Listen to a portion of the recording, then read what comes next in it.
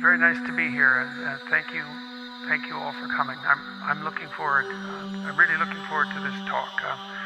I've been pulling together ideas tightly over the last couple of weeks, and I'm really interested to see if I can weave a variety of things together that I've never quite been able to get to cohere. So we'll see if that works. So I'm going to concentrate tonight on Rule 10, which is be precise in your speech. Which I think is a very interesting rule, because it's way more complicated than it looks. Well, I would say that's true of all the rules. It's funny because, one of the criticisms that's been leveled at the book is that the rules are cliches, or that they're obvious, and that's true. Both of those are true. It wasn't like I didn't know that when I wrote them. The question, of course, is why do certain maxims become cliches? In some sense, why are they universally regarded as true? Because that's what happens with a cliche.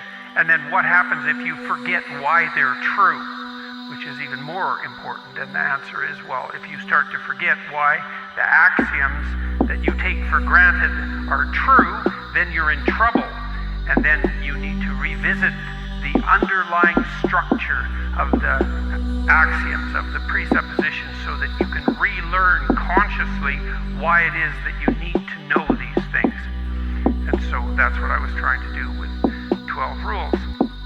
And that's what I'm trying to do with Rule 10, which is to be precise in your speech. So I'm going to give you a run-through of a very large psychological domain tonight, right from the bottom to the top, if I can manage it. And I think you'll find it interesting. Trying to sort this out has kept me interested, seriously interested, for 30 years, and so it's a very compelling topic. But more than that, it's also really useful practically, because it helps you understand all sorts of things that you can't really understand otherwise, like your emotional response to the world, and the magnitude of your emotional response, and the reason that there are positive and negative emotions, and the reason that it matters to you whether your belief system remains intact.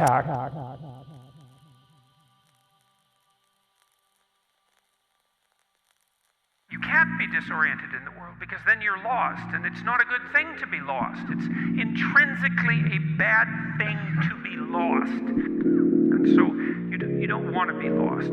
So let's look into this and see how far we can get. So the first thing that I would like to explain to you is that, and this is a very complicated technical problem, and it's caused havoc in many disciplines, scientific and otherwise. So the first complicated problem is that there are an awful lot of ways of looking at the world. And in fact, there's so many ways of looking at the world. Even something simple, like if I look at this carpet, for example, if I was a painter and I wanted to paint this area, to make an artistic portrayal of it, although I'm not sure exactly why I would. But if I did want to, when I just glance at it, I see, well, this is gray, this piece of carpet, and the wood here is basically brown, and that's that, and these speakers are black. And so I kind of have an iconic perception of the area that I'm looking at. An icon, like an animated icon, and that's why we can watch animated programs like The Simpsons, let's say, where most things are really flat in color, and they're even two-dimensional. You see that even more in South Park, right? I mean, Jesus, the animation in South Park is just dreadful. But it's complete. But it's okay. It's purposeful, and it's completely irrelevant, because the simplified icons are perfectly useful with regards to representing what needs to be represented. And they're all we need. And a lot of what we perceive when we look at the world, a lot of what we see are simplified icons instead of the world. In fact, really what we see when we look at the world are simplified icons, even if we have very detailed perceptions, because there's just not enough of us to see everything that's there. Now, I had a friend who did a series of portraits of his feet in different parts of the country, wearing different shoes. You know, he was kind of interested in this idea that wherever he was, he occupied a place that he had some physical control over. And so I have a couple of his paintings where he's standing on a highway, like a blacktop highway by the side of the road, one in the desert. And he did an unbelievably careful job of outlining all of the pebbles and the rocks and everything, all the variations in color in the blacktop and with the yellow lines. And like, it looks very realistic. And it took a tremendous amount of concentration on his part to do that, because, you know, when I look at this floor, I can say, well, what color is it? And I can say, well, it's brown. But if you look at it, that's just wrong. You know, it's basically something approximating brown, but there's white in it, and there's yellow, and there's orange, and there's black, and there's an infinite number of variations of color, and maybe not infinite, but there's millions of variations, and that's close enough to infinite to be a big problem. And so, you know, if you're going to make an accurate representation, even of something as extraordinarily simple as a tiny fragment of the world, it's almost impossibly complex.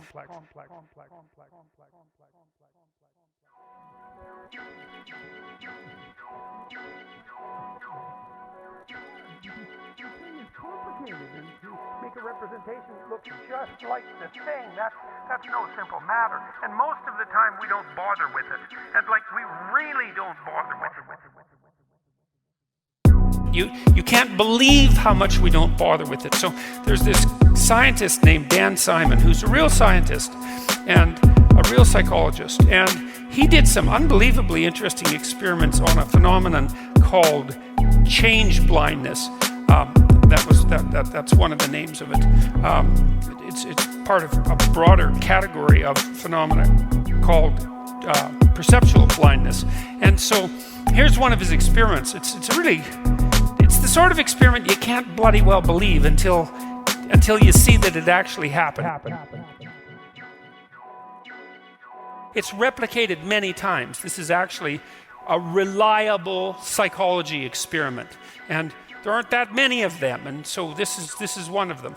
And I'm not being cynical about that. I mean, psychology is a very complicated science, and the fact that a lot of it doesn't replicate is not surprising, because it's really hard to learn things about people. It's amazing we get any of it to replicate. So what Simon did, Dan Simon, was he set up some cameras on the top of some buildings at Harvard campus, and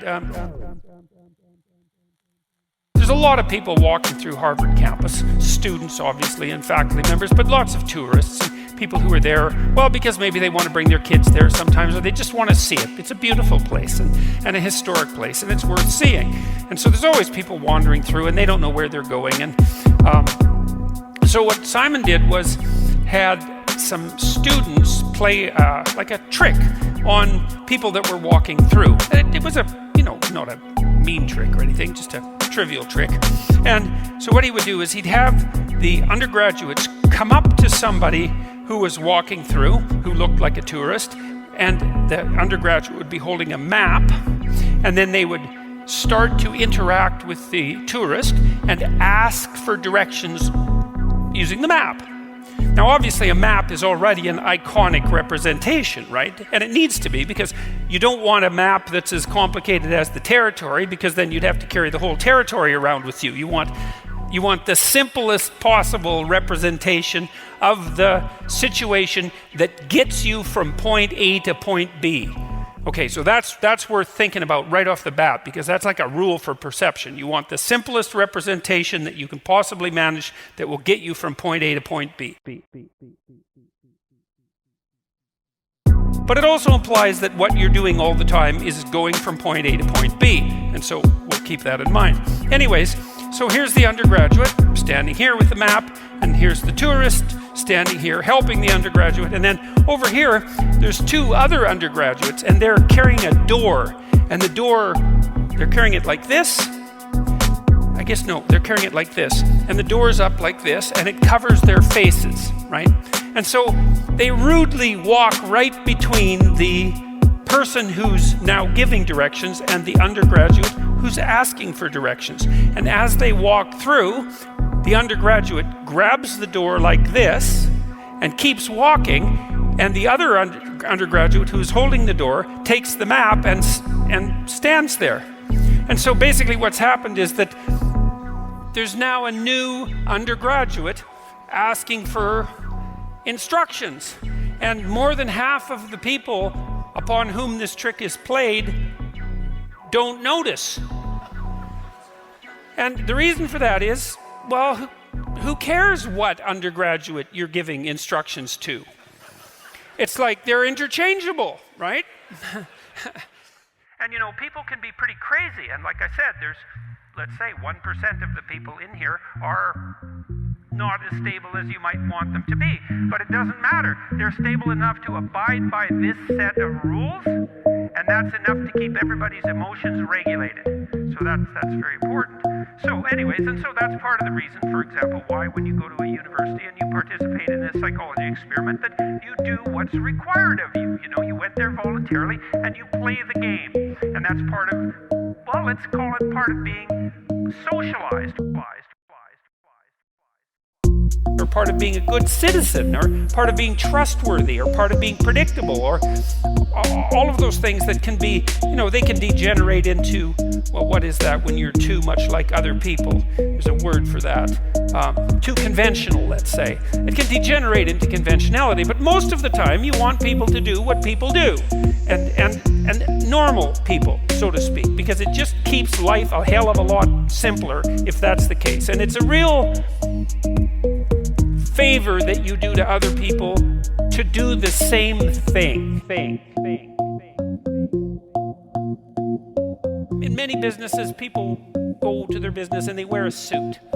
Well, why? Well, a suit is a derivation of a uniform, a military uniform. And uniform means uniform. Well, why do you want everybody to wear a uniform? It's because you don't want to deal with their bloody diversity, right? It's like, I don't want to hear about your diversity, for God's sake. I'd be listening forever about how idiosyncratic and peculiar you are, and how many problems you have in your life, and what a bloody catastrophe your family is, and all of that. And there is a time and a place for that, but not always. Sometimes there's a time to wear a uniform and be just like everyone else as you pursue a agreed upon goal for agreed upon reasons, right? And that's society. Society is also the opportunity now and then to have the, what would you call, privilege of expressing your trouble or your individuality. But like, a little of that goes a long ways. It's crucial. It's absolutely vital, but a little of it goes a long ways. So you don't underestimate the utility of conventional behavior. It's way more important to you than you think. You don't want to be, well, think about what happens when you walk down the street, and you're walking down the street and there's somebody there who's obviously not functioning very well. Homeless person, a hygienic mess, a conceptual mess. They're talking to themselves. Well, now you have to check and see if they're talking on their cell phone, because like everybody's walking down the street talking to themselves. But assuming they're not, they're muttering, or maybe they're yelling, and gesturing to things that aren't there. And like your natural response to that is to give the person a relatively wide berth and not to make eye contact.